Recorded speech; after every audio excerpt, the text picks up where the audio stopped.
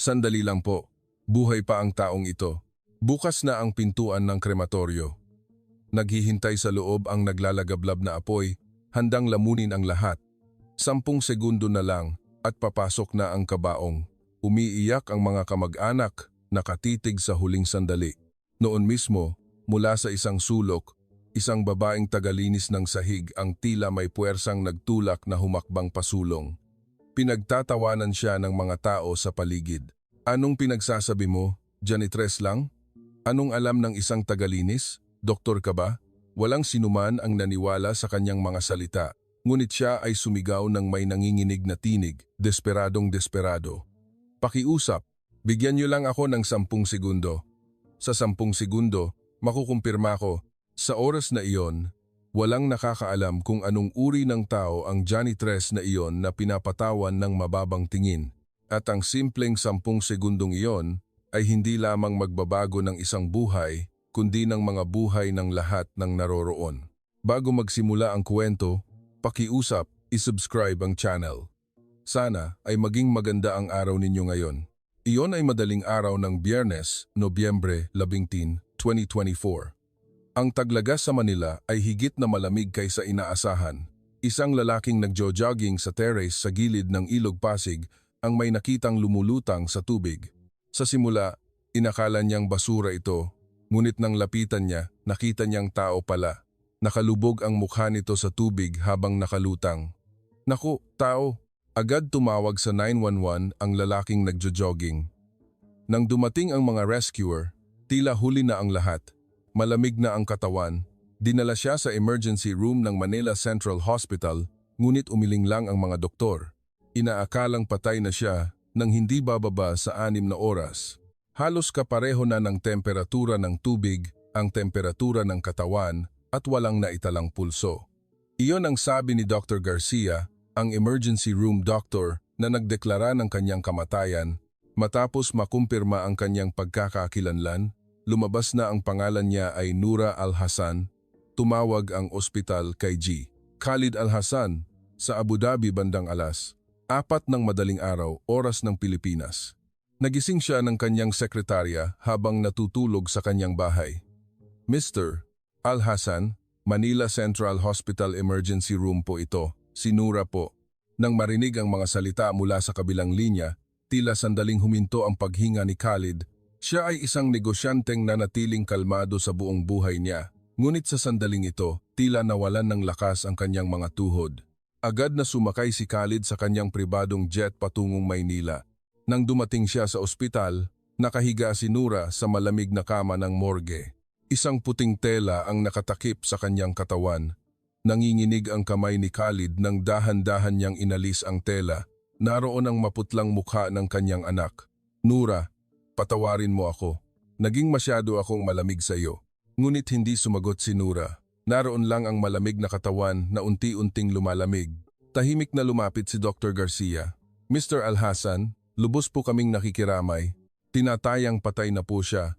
At ang oras ng kanyang kamatayan ay tinatayang sa pagitan ng alas 11 ng gabi at alas 12 ng hating gabi kagabi. Ayon sa investigasyon ng pulisya, si Nura ay kumain sa isang restaurant sa poblasyon kasama ang kanyang mga kaibigan mula sa graduate school kagabi. Tinatayang siya ay nadulas habang naglalakad mag-isa sa gilid ng Ilog Pasig bandang alas 10 ng gabi. Hinawakan ni Khalid ang malamig na kamay ng kanyang anak. 24 na taong gulang pa lang si Nura. Nag-aaral siya ng Architectural Engineering sa University of the Philippines, Diliman at naghahanda siyang pamahalaan ang investment group ng kanyang ama sa hinaharap. Ngunit, hindi naging maganda ang kanilang relasyon. Si Khalid ay laging abala sa negosyo at namatay ang ina ni Nura dahil sa sakit noong bata pa siya. Pinuno siya ng kanyang ama, ngunit hindi niya alam kung paano ipahayag ang kanyang damdamin. Namuhay si Nura sa kalungkutan, hindi nakakatanggap ng sapat na pagmamahal mula sa kanyang ama. Ganito ka pala kalungkot, anak. Patawarin mo ako. Hindi ko inaasahang magpapaalam tayo sa ganitong paraan nang hindi man lang nakapag-usap.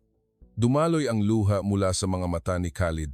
Nakatakda ang libing pagkalipas ng 3 araw. Muslim si Nura, kaya angkop na ilibing siya sa lupa, Ngunit dahil sa mga usaping administratibo at pag-iingat laban sa impeksyon, kinailangan siyang i-cremate sa Pilipinas. Para kay Khalid, ito ay isang desisyong nagpapunit sa kanya sa pagitan ng pananampalataya at realidad, ngunit wala siyang magawa kundi sumunod sa batas ng Pilipinas. Kung kalooban din ito ng may kapal, wala akong magawa kundi tanggapin. Paulit-ulit niya itong sinabi sa sarili, ngunit sa totoo lang, wala na siyang pakialam sa formalidad. Gusto lang niya na maging maayos ang huling pamamaalam sa kanyang anak. Iyon lang, sa loob ng 2 araw, halos hindi nakatulog si Khalid. Naaalala niya noong bata pa si Nura na gustong makipagpinta sa kanya, ngunit hindi niya ito pinansin dahil abala siya sa trabaho.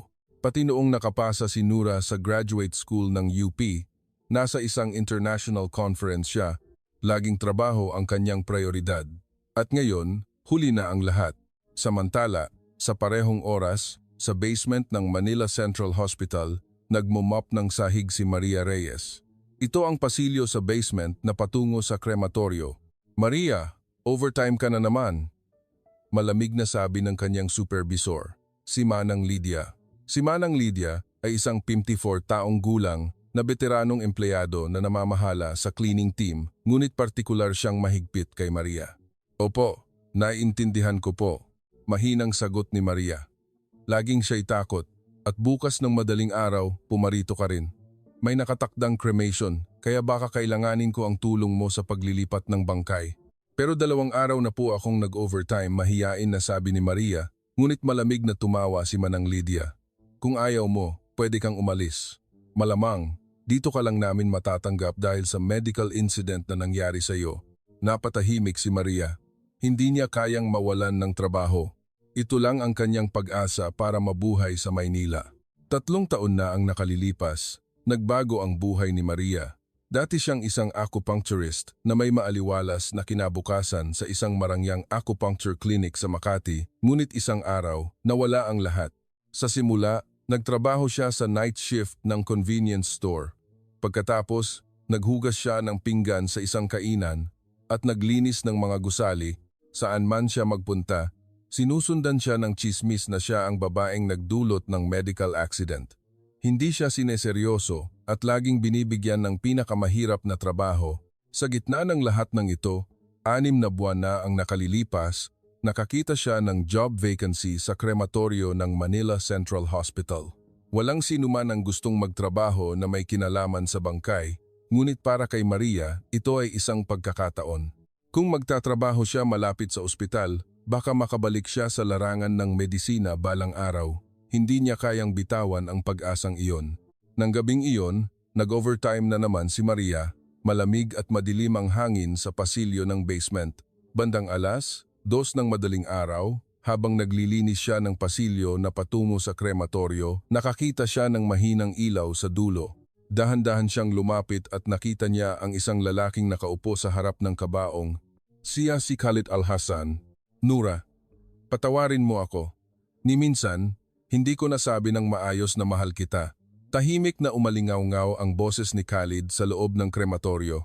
Nang makita niya ang eksenang iyon, tila pinisil ang puso ni Maria, ngunit tahimik siyang umatras. Ayaw niyang makagambala. Kinabukasan ng umaga, inutusan si Maria ni Manang Lydia. "May cremation ngayong 10:00 ng umaga.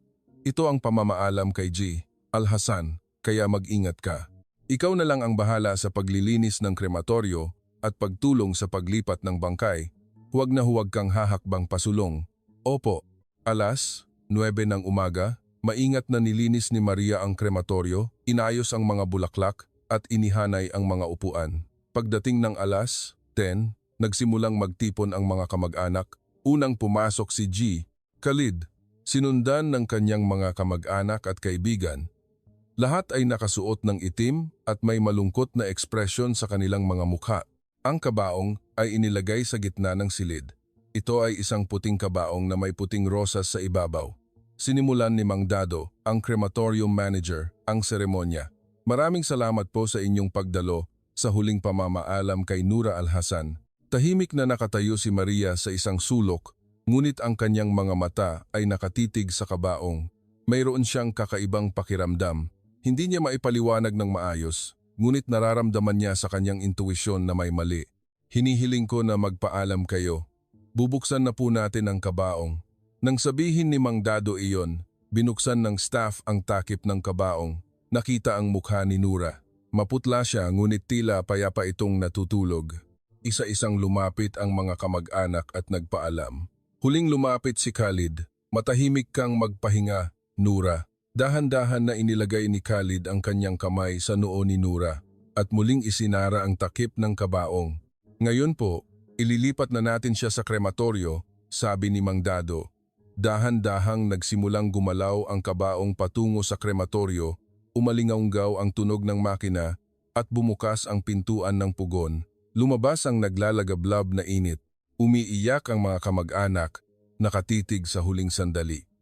Sa loob ng 5 minuto, papasok na ang kabaong sa pugon at ang naglalagablab na apoy ay gagawing abo ang lahat. Mahigpit na kinuyom ni Maria ang kanyang kamao. Mabilis na tumibok ang kanyang puso. Ang kakaibang pakiramdam ay lalong lumalakas. May mali, ngunit wala siyang kapangyarihan. Siya ay isang babaeng naglilinis lang. Sino ang makikinig sa salita ng ganitong uri ng tao?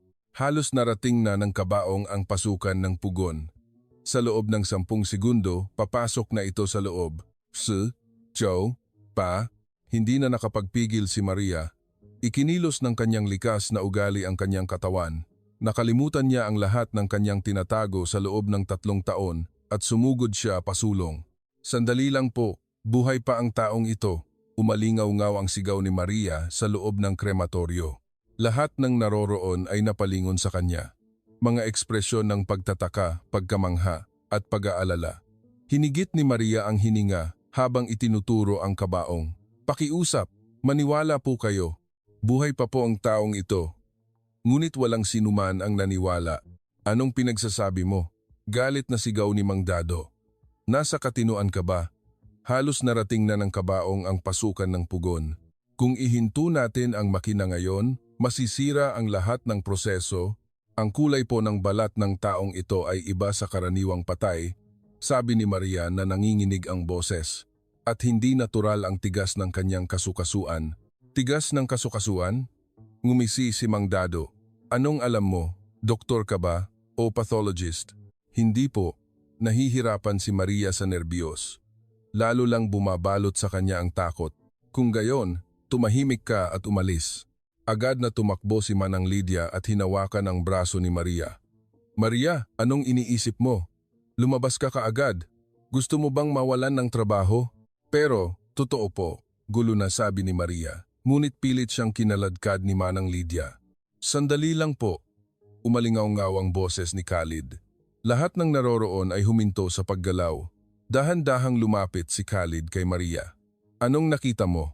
Nanginginig ang boses ni Khalid. Nararamdaman ang pag-asa ng isang ama na gustong kumapit kahit sa pinakamaliit na pag-asa. Ako po, nakita ko po ang kulay ng balat ng bangkay. Kung karaniwang patay, dapat mas bughaw ang kulay, ngunit ang taong ito ay masyadong maputla. Iyon ay dahil sa ilaw, singit ni Mang Dado. Mr. Alhasan, huwag po kayong makinig sa babaeng ito. Sayang lang ang oras. Ngunit nakatitig si Khalid sa mga mata ni Maria. Mukhang mayroon kang katiyakan sa iyong mga mata. Napakagat-labi si Maria. May katiyakan siya, ngunit hindi niya kayang ipaalam ang kanyang pagkakakilanlan. Bigyan niyo lang po ako ng 10 segundo. Sa 10 segundo, makukumpirma ko. 10 segundo? Anong kukumpirmahin mo? Sa 10 segundo? Sigaw ni Manang Lydia. Janitress ka lang. Trabaho mo ang maglinis ng bangkay. Ngunit tahimik na tumango si Khalid. Sige, maghihintay ako ng 10 segundo. Mr. Alhasan, hindi po maaari. Tumutol si Mang Dado. Labag po ito sa regulasyon. Kapag nagsimula na ang proseso ng cremation, hindi na po ito maaaring ihinto. Anak ko siya. Naging mas mahigpit ang boses ni Khalid. Siya ang nag-iisa kong anak. Ako ang magpapasya. Maghintay kayo ng 10 segundo. Bumuntong hininga si Mang Dado at pinahinto ang makina. Huminto ang kabaong sa tapat mismo ng pasukan ng pugon. Kung nagpatuloy pa ito ng kaunti, sana ay nilamon na ito ng apoy. Nanginginig ang mga paa ni Maria nang lumapit siya sa kabaong. Lahat ng tingin ay nakatuon sa kanya. Anong gagawin ng babaeng ito? Mahinang bulong ng isa sa mga kamag-anak. Ang isang janitress, anong karapatan niyang umeksena? Narinig ni Maria ang mga salitang iyon. Mahigpit niyang kinuyom ang kanyang kamao. Ngunit hindi ito ang oras para mag-isip tungkol doon. Pakiusap, buksan niyo po ang takip ng kabaong. Kusa, nang binuksan ni Mang Dado ang takip. Nakita na naman ang mukha ni Nura, dahan-dahang inabot ni Maria ang kanyang kamay. Ang kanyang mga daliri ay dumampi sa leeg ni Nura. Ang lokasyon ng carotid artery. Lahat ay nagpipigil hininga habang nanonood. Ipinikit ni Maria ang kanyang mga mata at pinatalas ang kanyang pag-iisip. 1 segundo, 2 segundo, 3 segundo. Wala siyang naramdaman, walang pulso. Lumungkot ang mukha ni Maria. Baka nagkamali siya ng akala. 4 segundo, 5 segundo, 6 segundo. Idiniin pa ni Maria ang kanyang mga daliri. Sinusubukan niyang hanapin ang eksaktong lokasyon. 7 segundo, 8 segundo. Wala pa rin siyang naramdaman. Nagsimulang bumuntong hininga ang mga tao sa paligid. Kita mo na? Wala naman pala, bulong ng isang tao. 9 segundo. Ibinuhos ni Maria ang kanyang huling lakas at bahagyang iginalaw ang posisyon ng kanyang daliri. At sa sandaling iyon, isang mahinang pulso ang naramdaman. Masyadong mahina, halos hindi mahawakan, ngunit naroon nga. 10 segundo. Sandali lang po, sigaw ni Maria. May pulso po. Napakahina, pero naroon nga po. Imposible, ngumisi si Mang Dado. 3 araw na siyang nakalagay sa malamig na morgue. Hindi iyan mangyayari. Pakiusap, hayaan niyo akong kumpirmahin. Lumapit si Dr. Garcia. Siya ang emergency room doctor na nagdeklara ng kamatayan ni Nura. Inilagay niya ang kanyang daliri sa leeg ni Nura, ngunit pagkatapos ng ilang sandali, umiling siya. Wala akong naramdaman. Walang pulso. Mali po ang lugar, mabilis na sabi ni Maria. Medyo sa ibaba pa po. Dito po mismo. Iginiya ni Maria ang kamay ni Dr. Garcia sa eksaktong lokasyon. Muling nag-concentrate si Dr. Garcia. Lumipas ang 10 segundo. Lumipas ang 20 segundo. Pagkatapos, nanlaki ang mga mata ni Dr. Garcia. Sandali lang, mayroon nga siguro. Bulong ni Dr. Garcia. Totoo nga, may naramdaman ako. Inilagay din ni Mang Dado ang kanyang daliri sa parehong lokasyon at nakita ang kanyang gulat na ekspresyon. Oo nga, may naramdaman nga. Nagsimulang magulo ang loob ng krematoryo. Lumapit si Khalid. Totoo ba? Buhay ang aking Nura? Ako rin po ay hindi makapaniwala. Ngunit may parang pulso akong naramdaman, sabi ni Dr. Garcia na naguguluhan ang mukha. Dalian niyo. Dalhin niyo siya agad sa emergency room. Sigaw ni Maria. Ngayon din, agad na nagpasya si Khalid. Dalian niyo. Dalhin natin siya. Tulungan niyo ako. Ilang staff at kamag-anak ang bumuhat sa kabaong. Mabigat ito, ngunit ang pag-asa na maililigtas nila ang isang buhay ay nagbigay ng lakas sa lahat. Ang distansya mula sa krematoryo patungo sa emergency room ng ospital ay halos 100 metro. Si Khalid, sa edad na 55, ay tumakbo ng buong lakas upang mailigtas ang kanyang anak. Nang makarating sila sa emergency room, agad na inilipat si Nura sa kama. Sabay-sabay na nagsimulang magtrabaho ang medical staff at nagpatuloy sa mga pagsusuri. 28 degrees Celsius ang temperatura ng katawan. Sobrang hypothermia. 20 beats per minute ang pulso. Halos hindi mahawakan sa sobrang hina. 60/40 ang blood pressure. 70% ang oxygen saturation. Nagbigay ng utos si Dr. Ramos, ang head ng emergency room. Agad na ikonekta ang ventilator. Ibigay ang mainit na IV fluids. Balutin ang katawan ng electric blanket. Hindi ka pani-paniwala ito, bulong ni Dr. Ramos. 3 araw siyang nakalagay sa morgue, tama? Sobrang hypothermia iyon. Pinapabagal ng hypothermia ang metabolismo ng sobra, kaya halos hindi natin na-detect ang vital signs. Kung gayon, may pag-asa pa bang maligtas siya? Nanginginig ang boses ni Khalid habang nagtatanong. Hindi pa natin alam. Kung gaano kalaki ang pinsala sa utak at kung gaano katagal kayang humawak ng mga organo, ngunit gagawin namin ang lahat. Pinanood ni Maria ang eksenang iyon mula sa pasilyo. Bumabuntong hininga siya ng paghupa. Sa wakas, Napigilan niya ang cremation, ngunit agad na pumasok sa kanyang isip ang isa pang alalahanin. Natatakot siya na naipakita niya ang kanyang kakayahan sa publiko. Ikaw, malamig na lumapit si Manang Lydia. Ano ang iyong tunay na pagkakakilanlan? Paano mo nahanap ang pulso ng ganoon ka-eksakto? Hindi dapat alam iyon ng isang janitress. Ako lang po. Sigurado akong may tinatago ka. Pumunta ka sa opisina mamaya. Nang umalis si Manang Lydia, umupo si Maria sa isang sulok ng pasilyo. Nanginginig ang kanyang mga kamay. Baka malaman ang kanyang lihim na maingat niyang tinago sa loob ng 3 taon. Nakakatakot ang pag-iisip na iyon. Noon, lumapit si Khalid. Salamat sa iyo, na iligtas mo ang buhay ng aking anak. Puno ng luha ang mga mata ni Khalid. Maraming salamat. Hindi po, ginawa ko lang po ang tama. Ang tama, lahat ay sumuko, ngunit ikaw lang ang hindi sumuko. Alam mo ba kung gaano iyon kahalaga? Noon, lumabas si Dr. Garcia. Mr.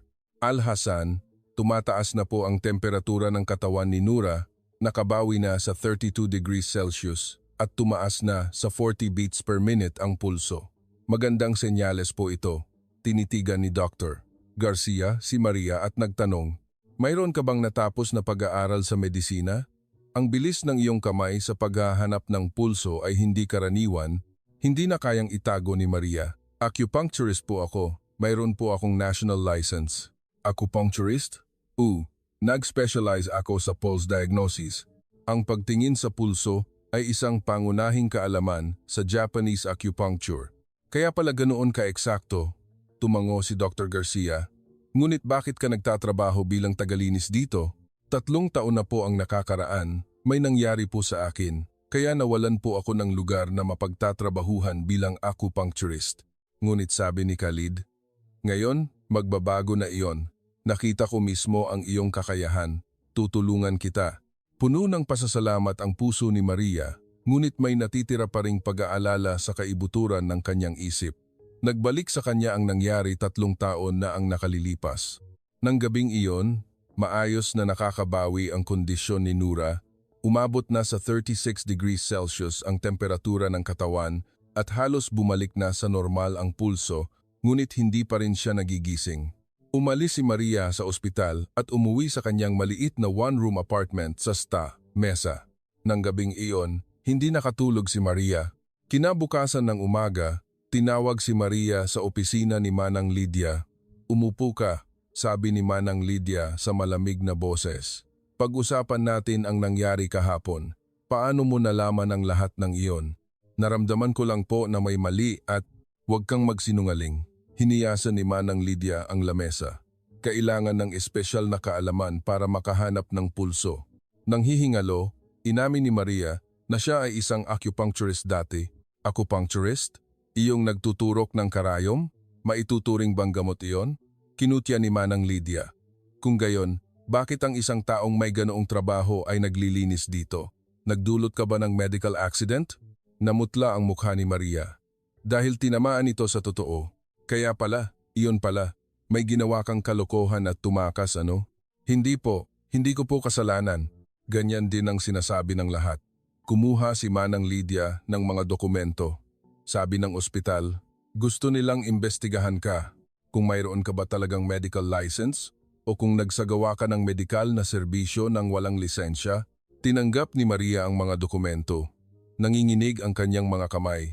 Baka mabunyag ang kanyang nakaraan. Napilit niyang tinakbuhan 3 taon na ang nakalilipas. Nakakatakot isipin iyon. Habang naglilinis ng basement ng ospital, naaalala ni Maria ang kanyang nakaraan. 3 taon na ang nakakaraan. Sa Maynila, nagtapos si Maria ng summa cum laude sa isang prestihiyosong universidad ng medisina. Mayroon siyang pambihirang talento sa acupuncture at kaya niyang matukoy ng eksakto ang kondisyon ng pasyente sa pamamagitan lamang ng pagdampi sa pulso. Matapos makapagtapos, nagtrabaho siya sa sikat na acupuncture clinic, ang Zen Harmony sa Makati. Sa edad na 28, lubos na ang pagkilala sa kanyang kakayahan. Isang araw, isang espesyal na pasyente ang dumating. Si Viktor Belkov, isang 68 taong gulang na Russian resource magnate. Sa loob ng maraming taon, nagdurusa siya sa sciatica. Bagaman nilibot niya ang pinakamahusay na doktor sa mundo, hindi siya gumaling at narinig niya ang reputasyon ng Japanese acupuncture bilang pinakamahusay sa mundo kaya lumipad siya mula Moscow patungong Maynila. Ginawa ni Maria ang lahat. Pinagsama niya ang acupuncture treatment at herbal medicine at pagkatapos ng 2 linggo ng treatment, malaki ang nabawas sa sakit ni Belkov. Ngunit sa 3 linggo, habang ginagawa ang acupuncture, biglang bumagsak si Belkov, acute heart failure. Matapos ang detalyadong pagsusuri, natukoy na ang dahilan ay ang kanyang dati ng sakit sa puso. Itinago ni Belkov ang kanyang sakit. Bagaman nagpatunay ang maraming doktor na walang kinalaman ang acupuncture, iba ang tingin ng anak ni Belkov, si Alexei Belkov. Hindi ka ba nagkamali sa pagturok ng karayom? Hindi po. Ganoon din po ang pinapakita ng resulta ng pagsusuri, ngunit hindi nakinig si Alexei. Kinontak niya ang mga pahayagan at nagpakalat sa social media. Sinasabing muntik ng patayin ng isang Filipino acupuncturist ang kanyang ama. Maliit lang ang mundo ng acupuncture. Kumalat ang tsismis. Bagaman hindi totoo, mas mabilis na kumalat ang tsismis kaysa sa katotohanan. Napilitan si Maria na umalis sa Zen Harmony. Sinubukan niya ang iba pang acupuncture clinic, ngunit walang tumanggap sa kanya. 6 na buwan pagkatapos, lubusang gumaling si Belkov at may mensaheng dumating na gustong humingi ng tawad sa kanya. Nagkaroon ng pag-asa si Maria.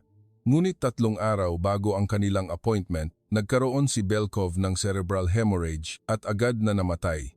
Ang pagkakataon upang ibunyag ang katotohanan ay nawala magpakailanman. Nawalan ng pag-asa si Maria. Hindi na siya makapagtrabaho bilang acupuncturist. Naglaho siya mula sa makulay na mundo ng Makati. Nagpalipat-lipat siya ng trabaho, convenience store, kainan, paglilinis ng gusali. Saan man siya magpunta, sinusundan siya ng tsismis na siya ang babaeng nagdulot ng medical accident. 6 na buwan na ang nakalilipas, nakakita siya ng poster ng vacancy sa krematoryo ng Manila Central Hospital. Walang sino man ang nag-apply dahil sa trabaho na may kinalaman sa bangkay, ngunit para kay Maria, ito ay isang pagkakataon. Kung magtatrabaho siya malapit sa ospital, baka makabalik siya sa mundo ng medisina balang araw, umasa siya sa iisang pag-asang iyon. At kahapon, naganap ang cremation ceremony ni Nura Alhasan. Nalaman ni Maria sa sandaling makita niya ang kulay ng balat ng bangkay. Sa traditional medicine, mayroong isang technique na tinatawag na Qiangxin, isang paraan ng pagtukoy sa kondisyon ng katawan sa pamamagitan ng pagmamasid sa kulay ng mukha at balat ng pasyente. Ang kulay ng balat ni Nura ay malinaw na iba sa karaniwang patay, kaya siya ay sumugod pasulong. 3 taon na ang nakalilipas, hindi siya nakapagtaas ng boses, ngunit sa pagkakataong ito, hindi siya sumuko. Nakaupo si Maria sa pasilyo, nag-iisip. Ano kaya ang mangyayari sa kanya ngayon? Noon, lumapit si Khalid. Miss Reyes, maaari ba tayong mag-usap sandali? Iginiya ni Khalid si Maria sa cafeteria ng ospital. Dahil madaling araw pa lang, halos walang tao. Muli, nagpapasalamat ako. Kung wala ka, baka abo na si Nura ngayon. Kumusta po ang kalagayan ni Nura? Mahiyain na tanong ni Maria. Malaki na ang pagbabago. Bumalik na sa normal ang temperatura ng katawan at stable na rin ang pulso. Ngunit hindi pa rin siya nagigising. Sabi ng mga doktor, may posibilidad na may pinsala sa utak. Maaari ko po ba siyang tingnan ng pulso? Agad na tumayo si Khalid. Nagtungo sila sa Intensive Care Unit, ICU. Sa pahintulot ni Dr. Ramos, dahan-dahang inilagay ni Maria ang kanyang mga daliri sa pulso ni Nura. 3 daliri ang ginamit niya upang hawakan ang eksaktong lokasyon, ang bahagi na tinatawag na Kunko pulse sa traditional medicine. Ipinikit niya ang kanyang mga mata at pinatalas ang kanyang pag-iisip. Lumipas ang 1 minuto. Unti-unting lumiwanag ang ekspresyon ni Maria. Kumusta po? Lumalakas na po ang pulso. Bumabalik na po ang kanyang buhay. Anong ibig sabihin yan? Ibig sabihin po, hindi malubha ang pinsala sa utak. Sa medisina, naniniwala tayo na konektado ang puso at utak. Kung malakas ang pulso, senyales iyan na gumagaling na rin ang function ng utak. Nagtanong si Dr. Ramos, kailan mo, sa tingin mo magigising siya? Sa palagay ko, gigising siya ngayon. sabi ni Maria na may katiyakan sa kanyang boses. Habang nagtatapos si Maria sa kanyang mga salita, bahagyang gumalaw ang mga daliri ni Nura. Nakita niyo ba? Gulat na sabi ni Dr. Ramos. Gumagalaw ang kanyang daliri. Agad na hinawakan ni Khalid ang kamay ng kanyang anak. Nura, Nura, narito ang iyong ama.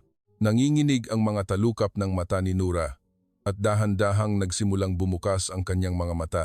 Hindi pa malinaw ang paningin, ngunit unti-unti itong lumilinaw. Tatay, mahina ang kanyang boses, ngunit malinaw itong narinig. Oo, ang iyong ama, narito ako. Umaalpas ang luha mula sa mga mata ni Khalid. Agad na nagsimulang magsuri si Dr. Ramos. Hindi ka panipaniwala, halos normal na ang function ng utak. Ito ay isang himala. Dahan-dahang umatras si Maria. Ayaw niyang makagambala sa muling pagkikita ng ama at anak. Ngunit tinawag siya ni Khalid. Miss Reyes, pakiusap, lumapit ka. Gusto kong ipakilala ka kay Nura. Nura, siya ang nagligtas ng iyong buhay. Iniligtas ka niya bago ka makremate. Tinitigan ni Nura si Maria. Maraming salamat po. Mahina ang boses, ngunit puno ito ng taos-pusong pasasalamat. Noon, pumasok ang isang nurse. Doktor, hinahanap po kayo ni Manang Lydia. Sabi niya, pumunta po kayo agad. Lumungkot ang ekspresyon ni Maria. Kailangan ko na po umalis. Sandali lang po, may problema ba?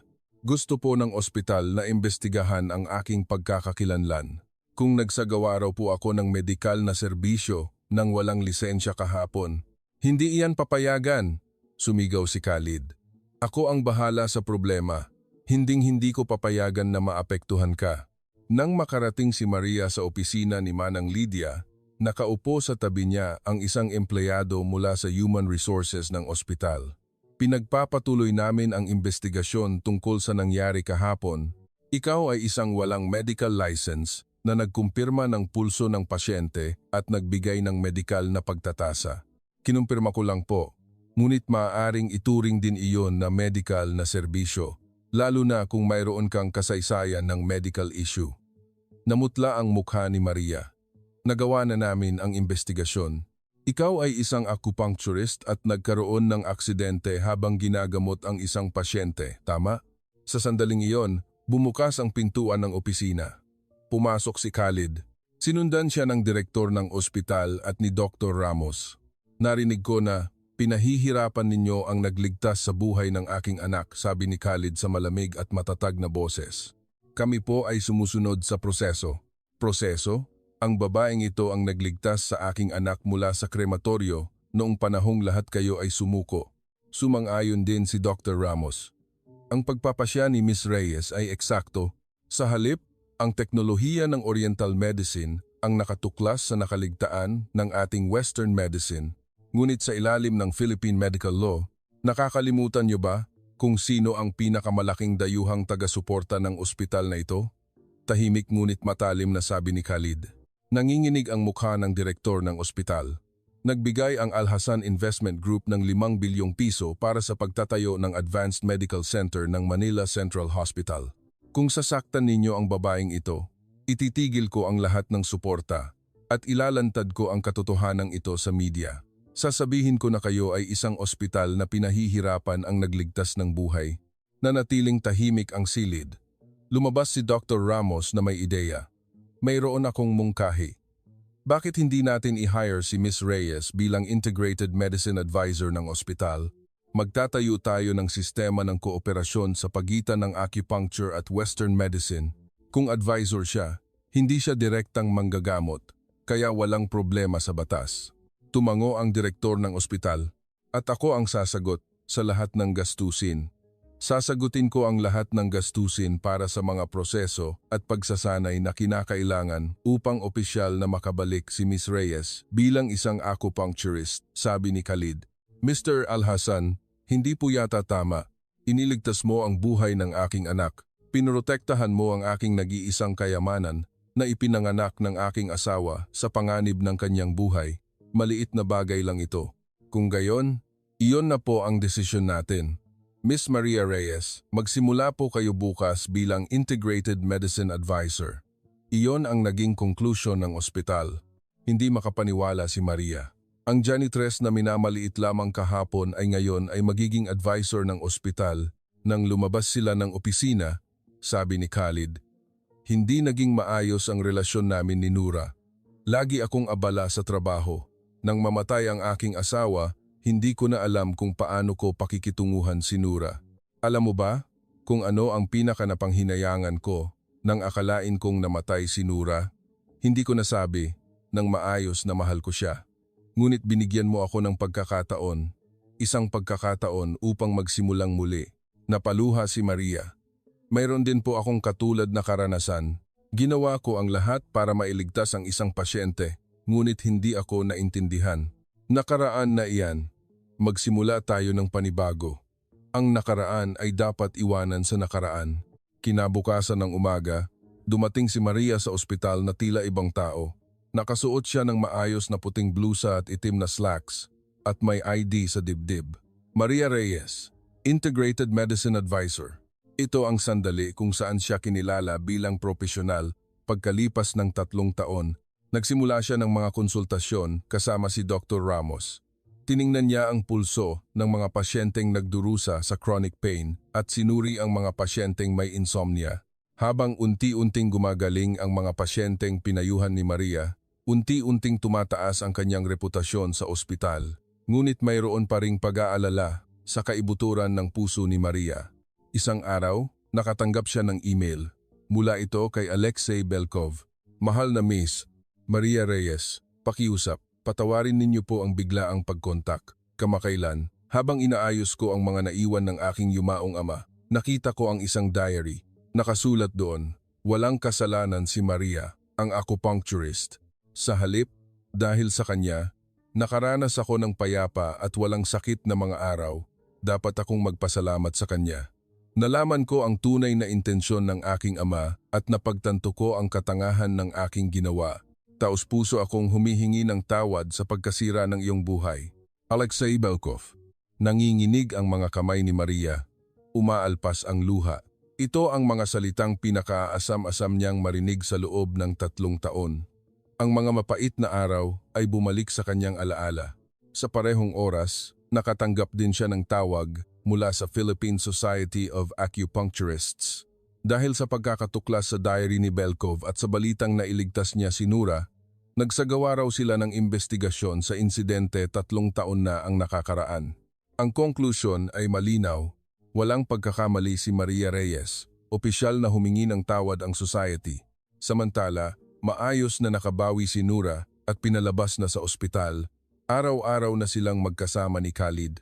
Dati, halos 1 beses lang silang mag-usap sa telepono sa loob ng 1 buwan, ngunit ngayon, araw-araw na silang nagkikita. Napagtanto nila ang kahalagahan ng pamilya sa bingit ng kamatayan. Si Maria, sa araw, ay nagpapayo sa mga pasyente sa ospital at sa gabi, dumadalo siya sa Integrated Medicine Training sa isang acupuncture school sa lungsod. Nakipagkaibigan siya kay Ana de la Cruz, isang estudyante sa parehong kurso. Si Ana ay dating physical therapist na interesado sa acupuncture at gustong magpalit ng career.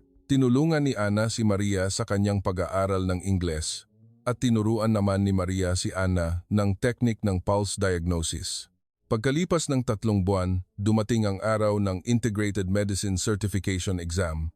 Sa araw ng pagsusulit, kalmado niyang natapos ang written exam sa umaga at humarap sa practical exam sa hapon. "Miss Reyes, hanapin ninyo ang 100 acupuncture points at turukan niyo ng karayom." Dahan-dahang huminga ng malalim si Maria. Isang teknik na libu-libong beses na niyang ginawa mula pa noong kolehiyo. Nakuha niya ang eksaktong lokasyon at itinurok ang karayom. Napakahusay. Walang pagkakamali sa anggulo at lalim. Pinuri siya ng examiner. Pagkalipas ng 2 linggo, dumating ang resulta. "Congratulations! Nakapasa ka sa Integrated Medicine Certification Exam. Score, 98.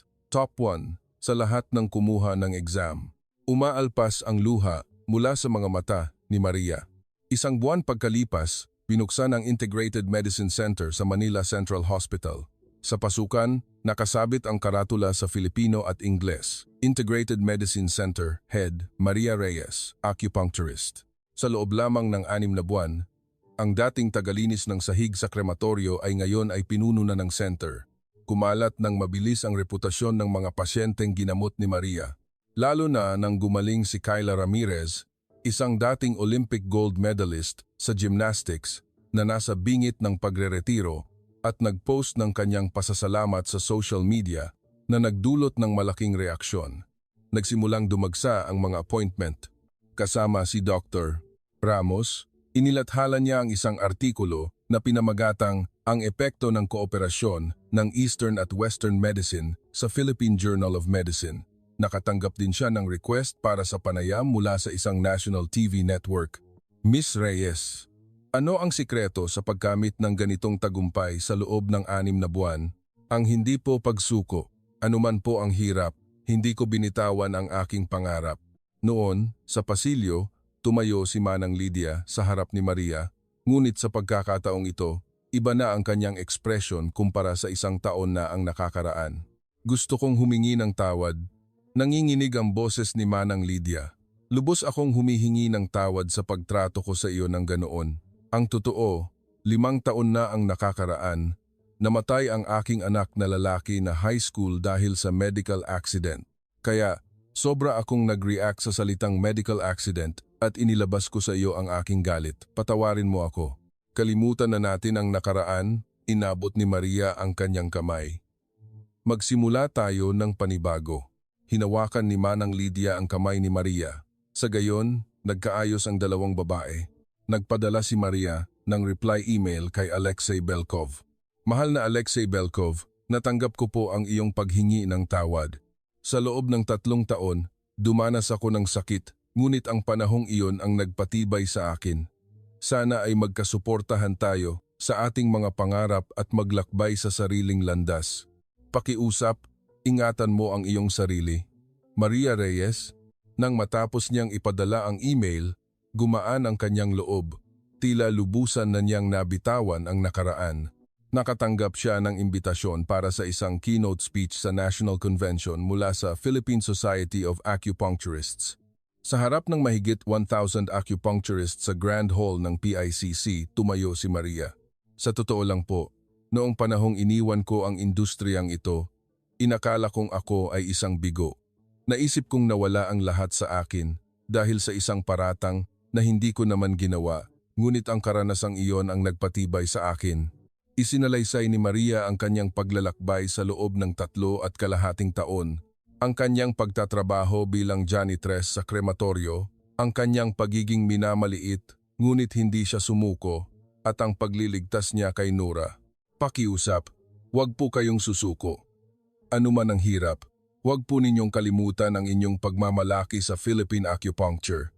Ang teknolohiyang ito, na may 1,500 taon ng kasaysayan ay may kapangyarihan na wala sa Western medicine. Nasa ating mga kamay ang kapangyarihan upang iligtas ang mga tao. Tumayo ang buong bulwagan at nagpalakpakan nang hindi tumitigil. Maraming acupuncturist ang napaluha sa damdamin.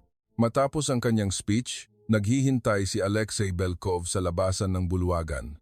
Pinilit niyang bumiyahe mula Moscow patungong Maynila. Muli, humihingi ako ng tawad. Kung mas maaga ko lang sanang nakita ang diary ng aking ama, hindi sana nangyari ito. Lubos akong nagsisisi. Ayos lang po. Kalimutan na po natin ang nakaraan, inabot ni Maria ang kanyang kamay. Sa gayon, lubusang nagkaayos ang dalawa. Sa pagbabalik ni Maria sa Maynila, lalong lumakas ang kanyang clinic. Nag-hire siya ng mga bagong acupuncturist, kabilang si Anna, at umabot sa 99% ang patient satisfaction rate. Inirekomenda rin siya bilang board member ng Philippine Society of Integrated Medicine. Ikinasal si Nora kay Gabriel Lim na kanyang kaklase sa graduate school. Opo, ito ay isang magandang international wedding na nagsama ng tradisyon ng San Agustin Church sa Intramuros at mga tradisyon ng Arabo. Umupo si Maria sa upuan ng panig ng groom. Sa reception, lumapit si Nora kay Maria. 1 taon at kalahati na ang nakalilipas, nasa harap ako ng krematoryo at ngayon nagpakasal ako. Lahat ay dahil sa iyo, kasama rin si Khalid. Salamat sa iyo, nalaman ko kung ano ang tunay na mahalaga. Hindi pera o negosyo, kundi pamilya. Ibinangon ng tatlo ang kanilang mga champagne glass. Sa isang tagsibol na araw ng bagong simula, isang batang babae ang bumisita sa klinik. Mukha siyang nasa late 20s. Ang totoo po, hindi po ako may sakit. Dumating po ako para marinig ang inyong kuwento at mabigyan ng lakas ng loob. Nahihirapan po ako ngayon at balak ko na po sanang isuko ang aking pangarap na maging acupuncturist. Dahan-dahang hinawakan ni Maria ang kamay ng batang babae. Huwag kang susuko. 3 taon na ang nakalilipas.